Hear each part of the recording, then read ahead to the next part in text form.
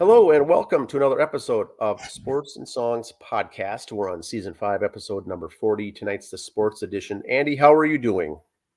Doing good, doing good. Little hurt though, because the Mets lost 2 out of 3 to the Angels. Dan, it wasn't a good weekend here at the Shadow Studios. Yeah, you look at the schedule and you see easy team, and it's like, okay, this is 3 easy wins or 2, or at least win the series, and then you lose. And so you guys now have who else coming up? Who do the Mets have Well, coming they had up? a makeup game today. They fly to St. Louis today for a makeup game from April. Just one game So, by a yep, standalone? Okay. yep. They won it 6-0. But that Now, game was also bittersweet for me because the 2 pitchers in that game, I had both of them in fantasy baseball, so it was kind of a Now, the kissing interesting your thing sister is, I heard this today, Andy. I'm sure you heard it too, but maybe not. We can look it up, or maybe have someone write in as a comment. Since the trade deadline, one Yep. pitcher from one team is now pitching on another. This coming weekend, the team they're finishing a makeup game starting in the 4th inning or something to Oh, finish it yeah. is the pitcher who pitched, who's already in the box score for the opposing team. If they bring him in, he'll have a chance to make Major League history and play in one game both teams. Yeah, and Have you pitch. heard that? I couldn't remember the position, but I heard something about that. Yeah, how a guy got traded to the team they're playing against. Oh, Yeah. so maybe it wasn't even a pitcher, but he started the first half of the game for one team. The Yeah. game got called. They said, stop it where it's at. Keep everything as it is. In August, on the weekend, we'll start from that point and finish it. Well, now he's with the opposing team. Yep. Once he goes into play, I think the way that I read this, Andy, and this will be, of course, a great trivia question if it's true, but I don't think one player has appeared in one game on both different teams ever in the history of the sport. Yes. They did, but it was a doubleheader. Yes. Okay. We know the doubleheader. heard We've of had that that, one. I think, as a trivia before. And Joel Youngblood years ago on trade deadline played a game for the Mets in the afternoon, got traded, took that flight to Montreal, and played for Montreal that evening. So he played 2 games for 2 different teams on one day in the major leagues. That's Yes. a trivia question. Yep. The other one was, I think, a trade after the first game. Yeah, like during a doubleheader. Yeah. Was traded to that other team, carried his stuff to the other dugout, and Yep. played game 2 for the opposition. Yep. So this could be a chance for one game, one person, both teams. Same He could appear game. in the box score for 2 games played. He'll get credit for in Major League records in one game. That's awesome. So we got a trivia question today, Andy. I'll start it off here. Yep. Go ahead and look it up if you need to while we do the show. But if you break down the win-loss record by divisions right now, Yep. win-loss record by divisions, which division has the best win-loss record right now if you sort them in descending Okay. order? We'll come back to the answer at the end. Some may know it, some may not. Some probably don't even care, but I thought it would be worthwhile. Gonna start with a little town ball action here. I'm not gonna go over the scores. I'm not gonna update stuff. We've been doing that on our social media pages. You can see the stuff there. Some teams have punched their ticket, if you will, already. Some have not. We will keep you posted on our social medias. We're not going to cover all those scores here. Do look for us, though, after they announce the state brackets in a couple weeks. That Tuesday or Wednesday, we will have a bonus episode and break it down for you, if you will. Break down the brackets.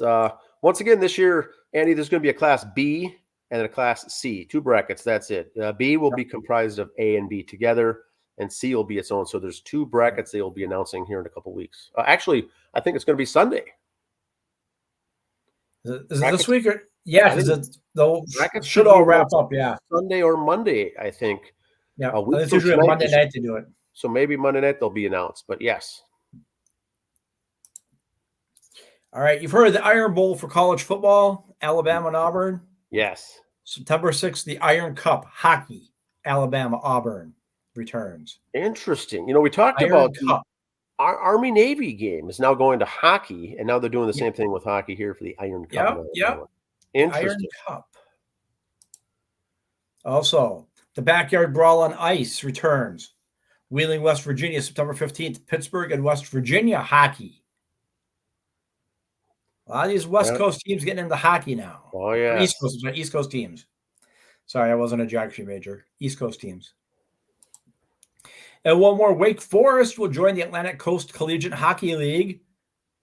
The Demon Deacons will join the 24-25 season. So this year, Wake Forest is playing hockey. So welcome to the ice. Interesting. And it's hard to believe, North Carolina, 50 years of hockey. Now, you wouldn't think that. I think we'd just be like 3-4 years, but they've been plugging along with hockey all along there. I did not know that. Deal. That's a good trivia question also. 50 I never would have guessed. I never would have guessed that. Okay, here it's got a couple Olympic things. First of all, not a fan this year of it. Too much fandom. I apologize right now for language. I can give two shits about Snoop Dogg and Flavor Flav and everybody else what they're doing at the Olympics. Yeah, don't care. You want to run a little special with them? Do a little half-hour bit at 10 o'clock, and they have their own little show. Also, you're watching an event, and then here's Snoop Dogg and Martha Stewart at a restaurant somewhere. Don't care. Yeah. Too many movie and TV celebrities, and they'll talk about plugging, oh, here's so-and-so, and he happens to be on a new show on NBC, like Snoop Dogg, or here's so-and-so, and they happen to have a new movie coming out. Don't care. Don't care at all. Yeah, the focus needs to be on the sports. And that's it. There's not all the side stuff going on. Focus on the sports. Focus on the athletes. This is not a celebrity event. Yeah, Mike what they're trying to make it out to be. Can't stand them. Can't stand Mike Tirico. I agree. Not a fan. I do want to bring up this factoid I saw. Carl Lewis in '88, when he ran the 100-meter final, he won it with a time of 9.92. Yesterday, a gentleman from Jamaica ran 9.91 and finished last. I didn't know this. So, granted, that's 36 years ago, but that shows how much faster and stronger people are in all sports. Oh my God. The speed he had to win first place in '88 would have been dead last this year. And that anytime under 10 seconds is phenomenal. Right. Takes me 5 minutes to get comfortable watching the Olympics on my chair. Yeah, this is a great side-by-side piece right there. That's really good. It shows you the strength of athletes in all sports, how they're just changing. Wow. And this is no rip on Carl Lewis, what he did. He was a great athlete at this time. Not a rip at all. Just how they've all changed. Wow. Some baseball stuff here. Thought this would be a little interesting for you conspiracy theorists who like to look up other stuff. The Philadelphia Inquirer found dangerous chemicals in the AstroTurf of the now demolished Veterans Stadium. 6 Phillies who played on the turf, Tug McGraw, Darren Dalton, John Volkovich, John Oates, Kent Brett, David West, died in a rare and aggressive brain cancer. Phillies sold pieces of the turf in sealed 4x4 bags. The Philadelphia Inquirer purchased 4 of these bags on eBay. Samples analyzed by 2 separate labs found 16 types of dangerous chemicals in the turf. They were referred to as, quote unquote, forever chemicals because they don't break down and can last in the human body for years. I've never heard of this. Yeah, I just heard it today. So that would be something to put who's that new girl sitting next to Oswald over there? Have her look this up. One of the assistants, Yeah, the cute blonde. Have her dig into this. I like the fact that the Philadelphia Inquirer says, hey, let's go online, buy a few of these. This isn't a New York paper or a Florida paper. It's the hometown paper saying this. Yeah. So, I was going to make this a homework, but that'd be some really in-depth stuff. Wow. That's very interesting. If you're into looking up stuff like that, here's a little extra credit project. We'll call it. Yes. There is no Major League Baseball team on pace for 100 wins this season. The last time that happened where there's no teams with 100 wins, full season, was 2014, and the Angels led the league with 98 wins. Oh, wow. Speaking of the most overrated player in the world, Mike Trout, I got a couple stats here for him. Mike Trout's second half games played in 2021, none. 40 and 22, 1 and 23, and none this year. Yet at the beginning of the year, ESPN and Fox, everybody gets all up to the excited about Mike Trout, and he's played 41 games in 4 years. That is an unreal stat right there. And no offense, and it's not that I'm not a big Mike Trout guy, but it's not like he's exactly going all out and like, oh, ran into the wall and dislocated a shoulder. Oh, pulled a hamstring. Got hit by a pitch in the head and had to miss. No, they've been injuries, don't get me wrong, but nothing were to brag about. That sounds Byron Buxton-esque as far as what people assume about him for the second half of the years. And this is really nasty. Boy. And he makes a lot more than Buxton. Hey, Ralph Kiner. Solo home runs usually come with no one on base. Good one, Ralph. That's just a lucky guess. That's usually a solo home run comes with no one on base. Very good, Ralph. And some more sports notes here, different sports coming up here. Steve McMichael was diagnosed with ALS in 21. Was unable to attend his Hall of Fame ceremony this year. So the Pro Football Hall of Fame brought the ceremony to him. This was going to be a soapbox. I don't know much on ALS. I'm not a doctor. I don't try to pretend to know anything about anything. For what I understand, ALS, this far into it, I don't know how much McMichael knows what's going on or not. They could have just him and his wife there. You didn't need to bring everybody and their cameras and stuff like that in. It's tough enough seeing your heroes or just guys you watched growing up be older going in the Hall of Fame. And now here's a guy like Steve Mongo McMichael, who wrestled in WCW for a while, was a champion there. Big brute with the Chicago Bears, the 85 Bears, big mean SOB. To just see this disease destroy his body.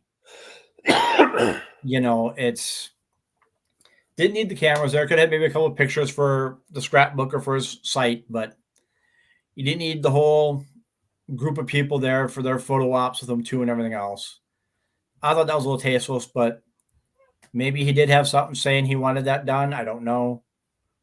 If the family did it, they did it to stroke their own ego, in my opinion, to make a few bucks off his name while he's still alive, my opinion. Interesting. But still thought it was worth pointing out there. Sure. Here's the future sites for the basketball Big Ten tournaments, men's and women's. Okay. 2025, they're both going to be back in Indianapolis. 26, they start splitting them up. Women's in Indianapolis, men's in Chicago.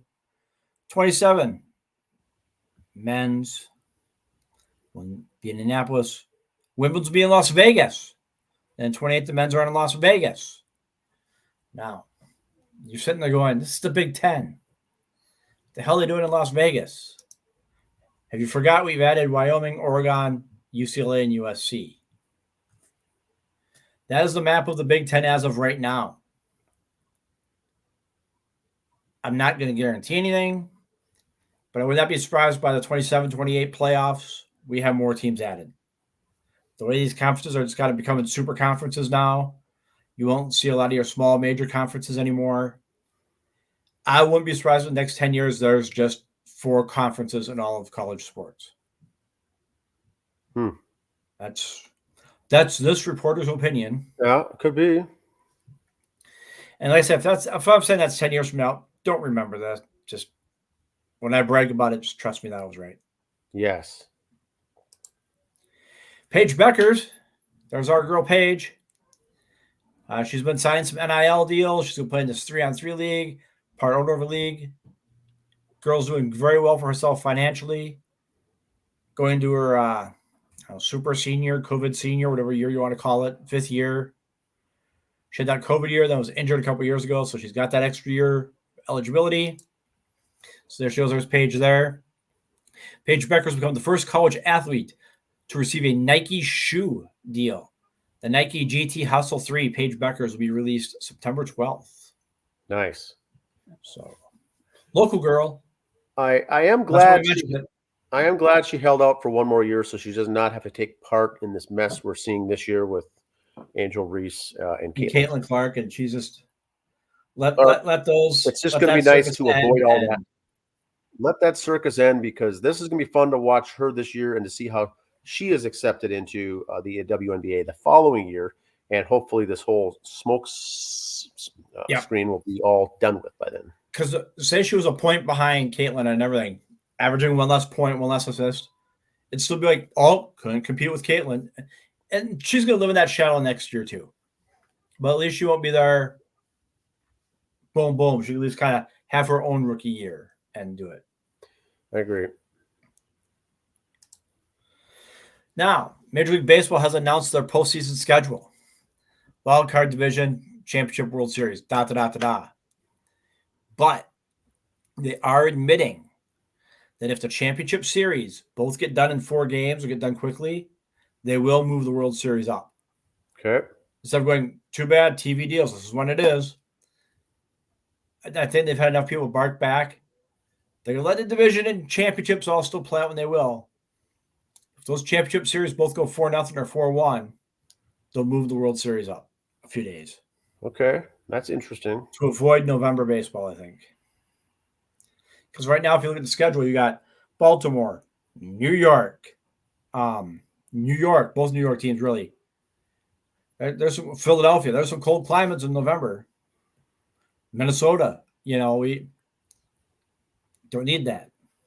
Don't need November baseball. Not here. And the FCS, of course, announced their playoff schedule, so get these dates marked down. First round start on the campus sites November 30th. Second round on campus sites 6 and 7. Quarters the 13th and 14th of December. The weekend before Christmas, the semis. Then 2 weeks later, January 6th, Frisco, Texas. Monday Night Football. I like that format. That's a good format. It's nice and easy. Yep. Games are at home. On the campus sites. Now, I really think the FCS, in my opinion, again, in this reporter's opinion, the semifinals could be at neutral sites, I think. I think it's gotten big enough. They could say, now they'd have to pick like some of the 6 big cities that are usually in it all the time, or those regions, to kind of guarantee some followers. Sure. So, kind of like say, University of North Dakota would host it, a semifinals, or one of the schools down south there would host one. Suggestion. And one more thing, Dan, one more final thing here. Yes. National rankings. Look at number 16 there. Titan Critics right there. Yes. Bryce Burkett down there. Watertown Mayor. Woo. Those are all Minnesota kids right there. National rankings. So number 1, Landon is number 1 ranked nationally. He's from Minnesota. Yeah, it's you'll find this post on our social media Facebook pages. High school wrestling, big deal around here, especially on this show. There are some nice boys nationally ranked 1 and 3. And 3, all for their weight classes, of course, right there. Gotta love it. That season's coming up soon, too. Right around the corner. 8 guys in the state ranked. This is high school. These are still prep athletes ranked to the top 20 in the nation for their sport. So now, one other thing, Olympic thing I want to bring up that I didn't before. I saw it today. And I was going to put it up there, but I saw how Kevin worked so hard on getting the slides together. I didn't want to ask him to put something else in there. Exactly. There's a gal running in the Olympics, last name Cunningham, as in Randall Cunningham's daughter. Okay. And I thought to myself, Randall Cunningham played for the Vikings for a while. Why has the local media not been all over her? Anyone who's from Minnesota or drove through here one time, they treat as one of their own. Because she's not really high-seated, they ain't mentioning her name, and I think that's wrong. if you're going to get yourself all wet and hot and bothered over anyone from Minnesota or anyone who knew somebody who once lived in Minnesota, why are you not covering her? Some kind of affiliation, but it's like, okay, she drops below the line, so let's not mention it at all. I think it's still that whole 99 playoff game. They're bitter. Yes, players, I don't want to give them any love. Sorry. It's true. Now, speaking of players' last names, Twins' #1 draft pick is Mr. Culpepper. Yes, we have to editorial correction here on our part. We have a correction because last week I mentioned that what is the player's name? The first name, Keenan. Keenan. Yep. We thought it was his father, Dante Culpepper. I thought his dad was Dante Culpepper, former Vikings player. And the reason I thought that, there was an article in the Star Tribune that says Vikings land another Culpepper, or Minnesota lands another Culpepper. Minnesota lands another Culpepper. And I even mentioned on the show too how we just can't shake this name and everything else. Shake the name Culpepper. Dante's kid is playing here. It's not. There's no affiliation to the new Kansas State #1 draft pick from Kansas State. It has no affiliation to Dante Culpepper, but the last name is Culpepper. What I think, Andy, is last year when the Twins did the draft, the top 20 rounds, there was a pitcher signed by the name of KJ Culpepper. I mean, maybe that's what they were referring to, that Minnesota likes their Culpepper. Yeah, names. That could be it too. Maybe they meant to be Twins, but no affiliation to Dante. I thought that was the connection. I thought before I said it that was confirmed, but it was not. It's no such deal. There's no such case of that at all. There's no connection. But that's the #1 draft pick for the Minnesota Twins, Kalen Culpepper. And that's the important thing about us here, Dan. For a wrong, we admit it. Not only are we here to educate, yes, but we admit our mistakes. Yeah, we try to be factual, a lot of factual information here. So sometimes we go a little CNN and go out on a limb. On when a we're wrong, we admit it. Oh, boy, when I saw that, I could not believe that was the case. So for minor league baseball, Andy, there's only 5 more weeks left of the season for A and high A. There's 6 more weeks left for double A. I think there's 7 more weeks in series left for AAA baseball, and then Major League Baseball will wind down, like you said, end of October, maybe even into November. But things are closing down now. Football's getting ready. The Hall of Fame game was last week. Preseason games, 1 of 3. 3 weeks of preseason games start now in earnest this week. So we're going to see a lot of football. We're going to see a lot of fantasy football books, magazines on the bookshelves, on the grocery store racks, college football preview episodes, preview magazines, all that. We will be having an upcoming show on both. We'll have a Vikings preview show on the upcoming season with a special guest. We'll also have a Division I college football 12-game playoff analysis prediction with a special guest down the road as well. So we have 2 special. We'll be doing an FCS pre-season special also. Are you going to do a preseason, a what if, or like a bet, a pre-film? Kind of a preseason preview. Okay. And then if all goes well, contracts can be signed. Tuesdays will probably be a weekly FCS show as well. Ooh. Work on some sponsorship deals, Big time. Trying to get a new producer signed, and so we cover FCS like no one else. Yes. I don't know of not any in Carver County anyway. I don't know anyone in Carver County does it better. No, not even close. No. So you cover some town ball, Andy. Town ball's first week of the regionals or the playoff games are done. Those are in the books all across the state. Next weekend will be more elimination games, meaning teams will be done going home, and then people punching their ticket, the seeding games, where they're going to land, where they're going to end up. Now, if you want to go back a couple episodes, last week and the week before, you and I have both said it, even on your special bonus episode for 7C, that the top 4 seeds will not make it. We were right because Plato lost both their games. I think a local reporter said all 4 top seeds would make it. Did he not? Yes. So I'm not going to name names. Friend of the show. I'm not going to throw anyone under the show. But just saying, we admit when we're wrong, but when we pull a rabbit out of our hat, we're right. We're going to pat ourselves on the back all the way to the finish line on that one. Exactly. I think with the Region 7C, every year I look at it, you look at the top 4 seeds going in, and you think to yourself, how can any one of these 4 teams not make it? There's no way. Yeah. Especially But with double elimination, they can still file historically through. shows something happens, a game gets blown, a bad outing, something, and they get out. Plato ranked number 4 in the Region 7C, ousted, lost In not 2 only games. once, twice.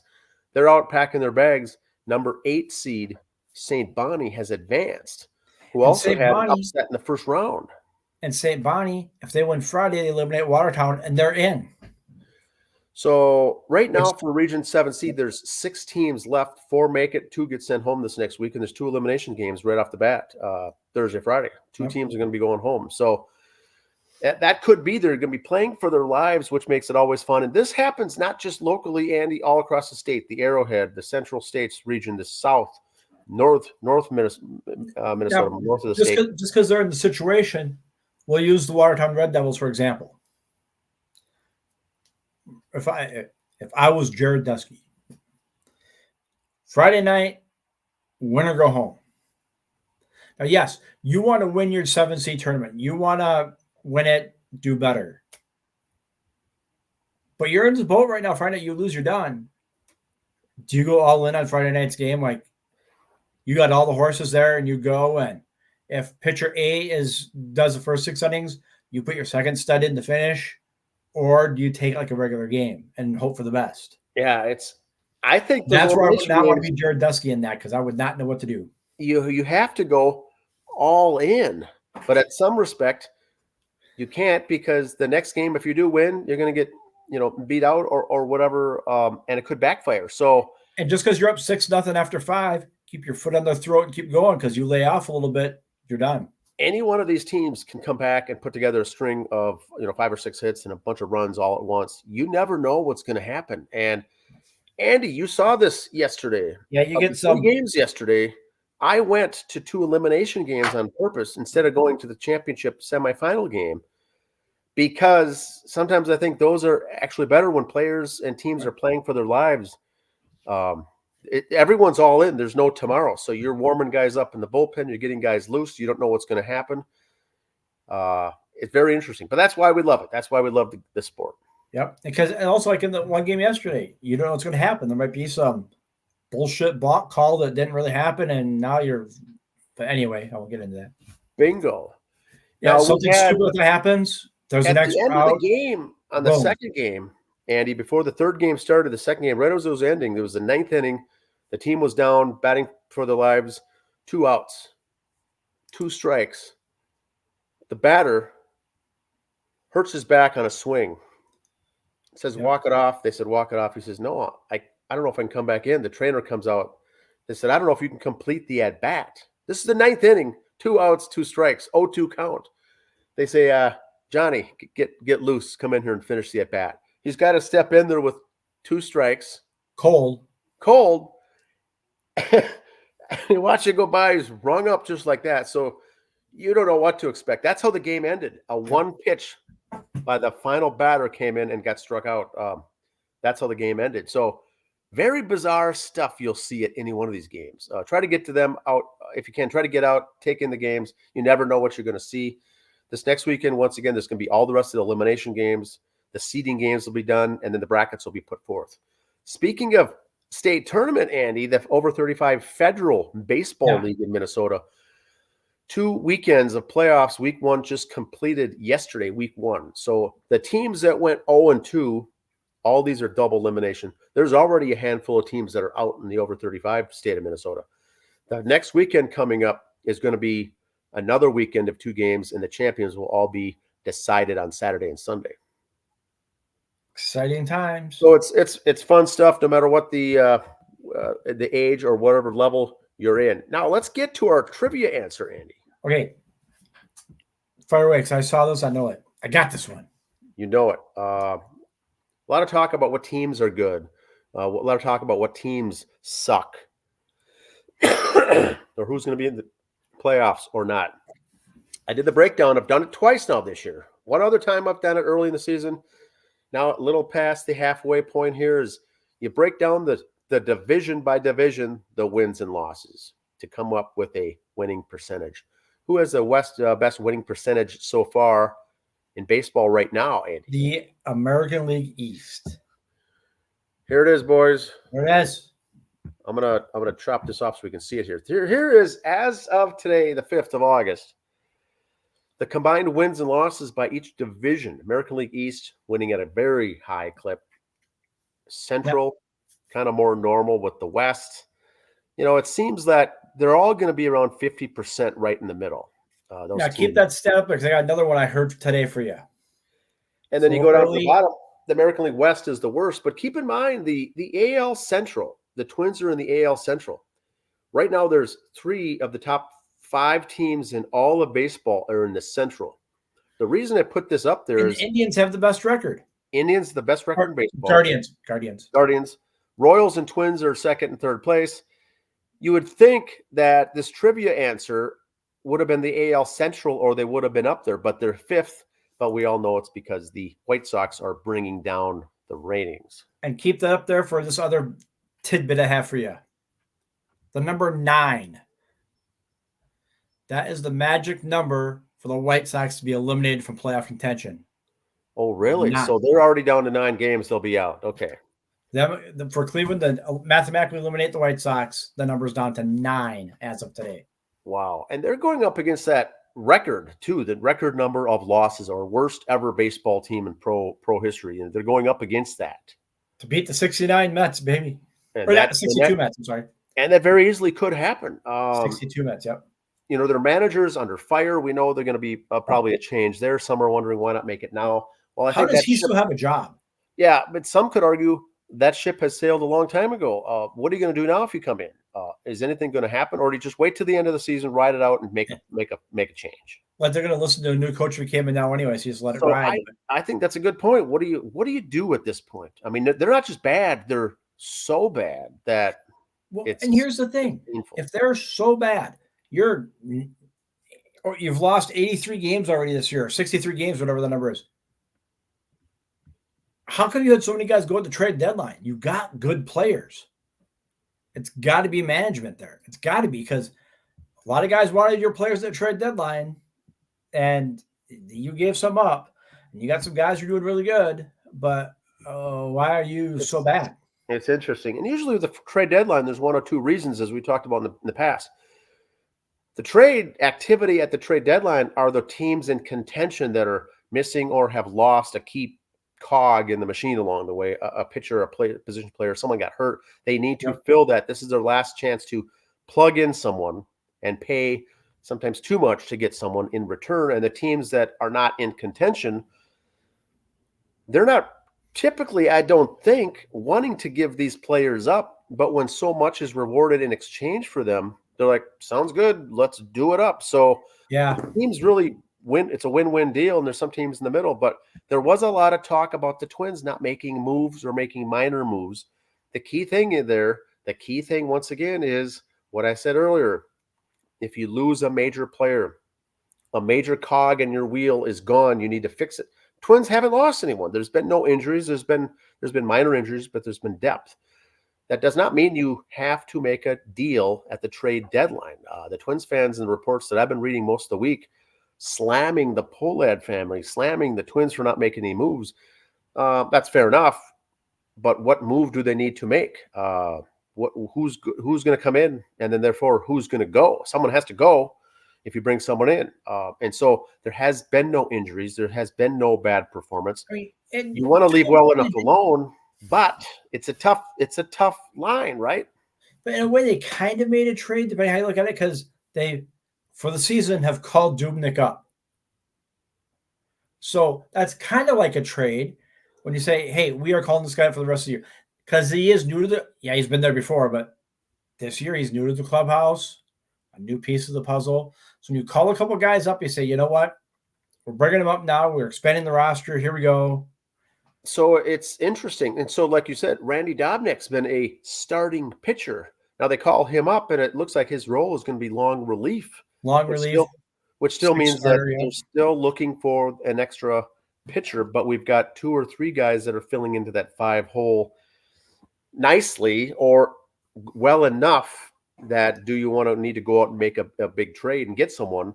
And then you got 4 guys. Everyone knows in the postseason you go with 3 starters. My question then is, if you go out in a big trade to land some big starting pitcher like the Twins fans wanted, who's now not going to make it? You're going to sit Pablo down. Playoffs. With the expanded playoffs, you don't really go that 3-man rotation anymore. You need a 4, maybe 5-man rotation still. That's where it comes in. I still think it's 3. And then the question is, who goes? You're not going to sit Pablo. You're not going to sit Bailey over. You're not going to sit down Joe Ryan. You are going to sit down Paddock or Simeon Woods Richardson. Well, they weren't going to be on the playoff roster anyway for the postseason. So my question to the fans out there, and there's a lot of them. Twins have got to make a move. You need starting pitching. Who is going to sit? Now, if you get an injury, yes, it's perfect. But basing yourself on no injuries the rest of the way, Twins are sitting good. There should be no one to move, no one to pick up, no one to trade. And you don't want to dump all of your good prospects for a guy that's going to be a rental for a couple months and you won't see him again. So I have no problem with not making the move. They did pick up Trevor Richards from the Blue Jays, a lefty. That was a nice pick. Mid-inning long relief guy. That'll be good. But they're still sitting on all of these bullpen guys coming into the season. The Twins are the number 1 or the best bullpen of the major leagues, from what I've heard. Yeah, we're sitting at 3rd in our division. So it's and another number I heard the other day, talk about relief pitching being important. That was earlier in the week, so the last summer might be skewed a little. The White Sox had 27 wins this year and 27 blown saves. Do that math. Wow. Do that math. See, that's another interesting thing. But I think if you're the White Sox, the number of draft picks you're going to get in exchange for giving up a couple people, these are going to be. We're talking 5 years ago, the Baltimore Orioles were the worst team in baseball. Now 3 years ago. 3. Now you're looking at the White Sox. 3 years ago, there were 100 losses. All I can say is the White Sox in about 3 to 4 years, people better look out because they're sitting on a jackpot of talent. And so they're saying, I don't care how bad we are this year. Ride it out. We're going to get teams do that. Number 1 overall team, number 1 overall pick next year again, in addition to all these draft picks. So White Sox will be doing okay in a few years. Is all I can say. I mean, the Astros did that 10 years ago. They blew everything up, basically called up their AAA team to start the year with, said, sorry, we're going to suck this year, but you wait. And it's worked out for them. And it's all different management styles. And so I think it's going to be interesting to see how it plays out. But that's all I've got for sports this week. Playoff contention or not, I have still seen reports on multiple Mets sites of Pete Alonso. I tried to make my shot. I said 2 guys wouldn't be there. Sure as the day is long, I said it. They go in this big winning streak and they're playoff contenders. So no one got traded big name-wise. Does not mean Alonso will not be dealt in the offseason. He wins. The Mets win. The balance of the season after the trade deadline. Yeah. There still can be trades. Yep. You just won't see the big flux of all these changes and transactions happening. Yep. Off season will be very interesting, though. The Mets do well, or Alonso does well in the playoffs. Of course, his stock value goes up. So we shall see. Ching, cha-ching, cha-ching. All right, we'll see you next week, everyone. Have a good one. We'll be doing some bonus episodes here in the next couple of weeks talking college and pro football. Have a good week. Yep. See ya.